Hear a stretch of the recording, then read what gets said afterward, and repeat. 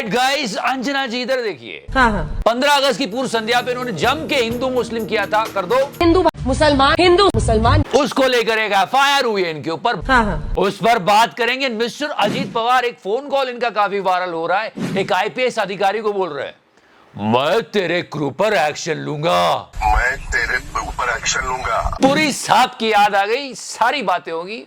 फिलहाल मैंने टच किया and now mister Ajit Pawar और मोदी जी की वो बात याद करते हैं जो हमको बहुत बहुत बहुत भारी पड़ रही है, वही कि मेरी कोई पढ़ाई वढ़ाई नहीं हुई मित्रों। मेरी कोई पढ़ाई वढ़ाई नहीं हुई दोस्तों, आपको शायद आश्चर्य होगा जान करके। अरे क्या इसीलिए पढ़े लिखों को ऐसे धमकाया जा रहा है? मैं तेरे ऊपर एक्शन लूंगा। It's like mister Ajit Pawar is completely expose. Illegal mining हो रही थी, वहां जाती है, बंद कराती है। मिस्टर अजीत पवार का फोन होता है, वो आपके साथ बोल रहा हूँ कि आप मुझे डायरेक्ट कॉल बताते हो, वीडियो वायरल हो जाता है, वायरल हो जाता है इतनी आसानी से। देख छोड़े गेम समझ, पहले हम नेताओं को अपने साथ जोड़ते हैं, फिर उनको कहीं का नहीं छोड़ते।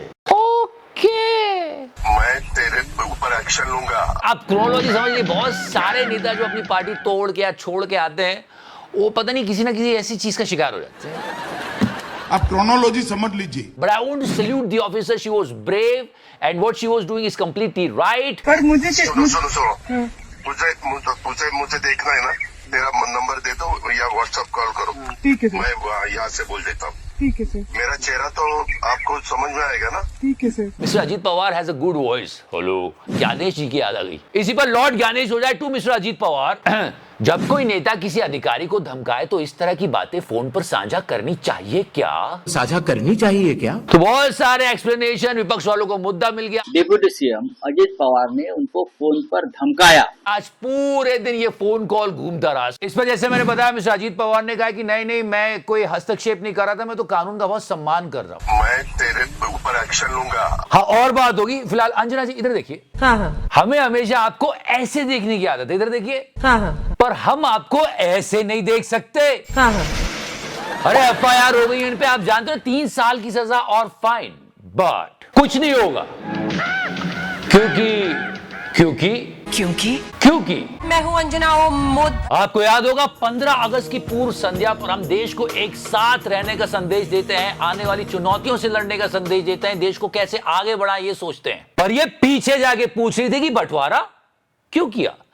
मुसलमान तो यहीं रह गए। जिस मकसद से ये विभाजन किया गया था, वो मकसद कभी पूरा ही नहीं हुआ। और सबको ये सुन के बड़ा अजीब लग रहा था कि कैसी बातें कर रही है।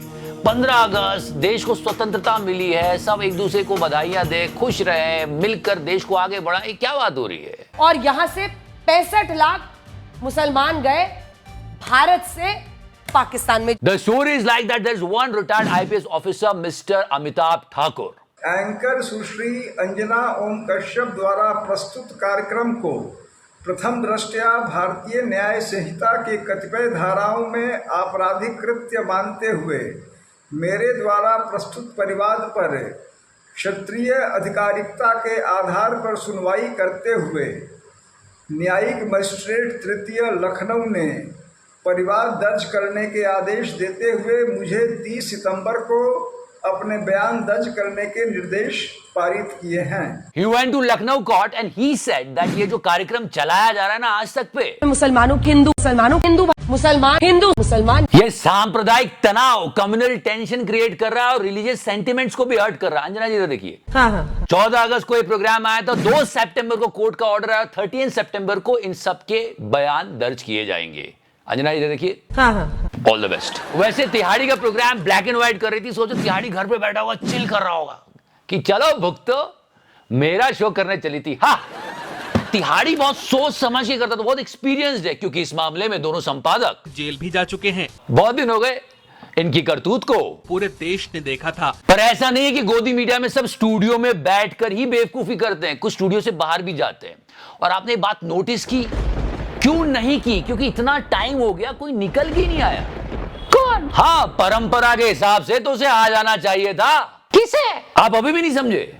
अरे बारिश, रेन, मॉनसून, अरे गोदी मीडिया का रेन रिपोर्टर कितने निकल के आए, याद है ये? इस वक्त बहुत तेज हवाएं चल रही हैं मुंबई में सुबह से लेके अब तक। अरे गोदी मीडिया की परंपरा है, हर मानसून में एक निकल के आता है। 2020 के आसपास ये आया था, इधर उधर हवा से इसका शरीर इसके बस में नहीं था।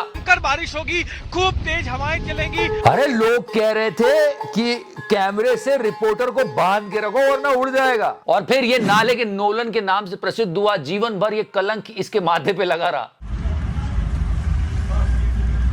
इतना बड़ा हादसा हो गया। और इस साल निकल के आई है ये, छा गई है इंटरनेट पे। ओहो, हार्ड वर्क देखो दीदी का। आधा ही घंटा हुआ है अभी तक यहाँ पर ऐसी हालत।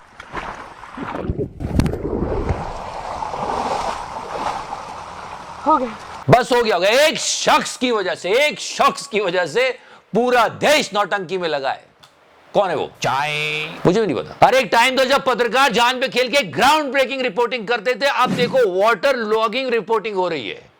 हाँ, ये जर्नलिज्म, ये गया पानी। अरे बहन, बाढ़ पे रिपोर्टिंग करनी है, उसमें डूबना नहीं है। अरे लोग तो कह रहे हैं लानत है उस पानी पर जो इनको बहा के नहीं ले जा रहा है। सब बस ऐसे ही नौटंकी कर रहे हैं। मैं फिर बताता हूं, पता नहीं किस शख्स को फॉलो कर रहा है देश। चाय, वैसे डोंट कनेक्ट द डॉट्स, पर आपको मोदी जी के ये विजुअल्स याद है?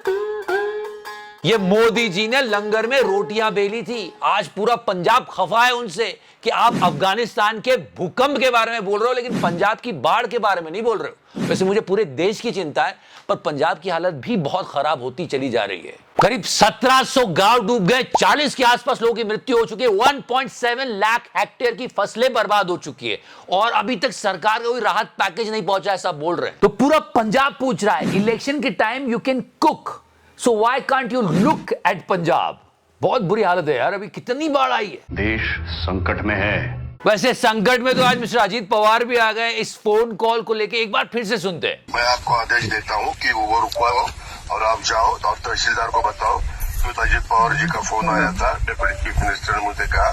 वैसे बहुत लंबा फोन कॉल है और ये अंजलि कृष्णा नाम की एक आईपीएस ऑफिसर है। अवैध खनन, इलीगल माइनिंग हो रही थी तो ये आके रोकने लगी। मिस्टर अजीत पवार ने, ऐसा कहा जा रहा है, फोन लगाया और कहा मैं तेरे क्रू पर एक्शन लूंगा। Just listen to his voice. मैं तेरे ऊपर एक्शन लूंगा। सच में सब लोग चौंक गए कि ये इनकी आवाज है भी कि नहीं, और ये कंफ्यूजन इन्होंने भी दूर करा। बहुत सारी बातें हुई, पर हाँ, मैं तेरे क्रू पर एक्शन लूंगा। He's sounding like a fucking Bollywood villain. मैं तेरे ऊपर एक्शन लूंगा। और जब भी मिस्टर अजीत पवार के फोटो मोदी जी के साथ देखते हैं, हमेशा याद आता है वो 70,000 करोड़ की बात, वो भी स्टेज से। एनसीपी पर भी करीब 70,000 करोड़ रुपए के घोटालों का आरोप है। और उसके बाद दूसरे दिन, और ये 70,000 करोड़ गिनवाते वक्त मोदी जी ने अवैध खनन की बात की थी, इफ यू रिमेंबर। अवैध खनन घोटाला।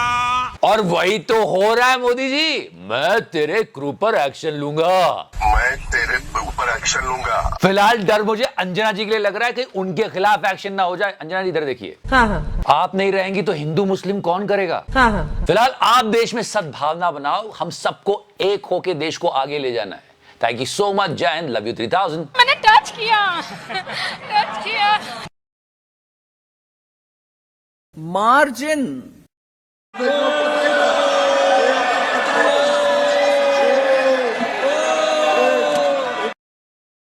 अमेरिका का प्रधानमंत्री बार बार मोदी जी को बुलाता है, आओ मेरे साथ संबंध बनाओ।